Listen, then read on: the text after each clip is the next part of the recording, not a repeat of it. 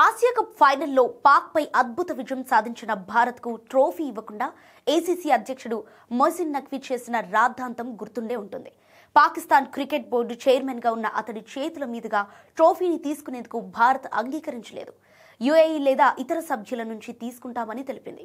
అయినా సరే మొహసిన్ మొండి పట్టుతో వివాదాస్పదంగా మార్చారు.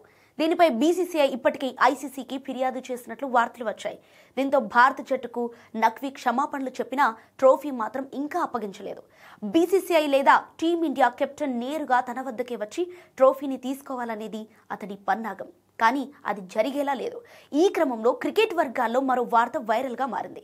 అసలు నఖ్వీని అంతర్జాతీయ క్రికెట్ మండలి బోర్డ్ ఆఫ్ డైరెక్టర్ పదవి నుంచే తొలగించేలా బీసీసీఐ మాస్టర్ ప్లాన్ ను సిద్ధం చేస్తున్నట్లు తెలుస్తోంది. ఆసియా కప్ ఏమీ నఖ్వీ వ్యక్తిగత సొత్తు కాదని బీసీసీఐ కార్యదర్శి దేవజిత్ సైకియా గట్టి కౌంటర్ ఇచ్చారు. అయినా పీసీబీ చీఫ్ మాత్రం వెనక్కి తగ్గలేదు.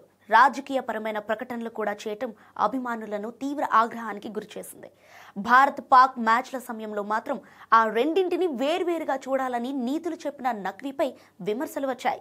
దీంతో ఆయనపై బీసీసీఐ ముమ్మరంగా చర్యలు తీసుకునేందుకు రంగం సిద్ధం చేసిందని పీటీఐ చెబుతోంది. ఇక పాక్ క్రికెట్ బోర్డు నఖ్వీ మున్ముందు ఎలా ప్రవర్తిస్తుందనేది చూడాలి. ట్రోఫీని తన వద్దే ఉంచుకొని భారత్ కు అప్పగించనని చెప్పే హక్కు నఖ్వీకి లేదు. ఆసియా కప్ టోర్నీకి పాక్ అధికారిక ఆతిథ్యం ఇచ్చింది.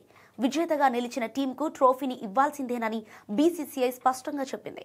అయితే నఖ్వీ ధోరణి ఇలాగే కొనసాగితే మాత్రం కఠిన చర్యలకు భారత బోర్డు ఉపక్రమించే అవకాశాలు లేకపోలేదని క్రికెట్ వర్గాలు పేర్కొన్నాయి.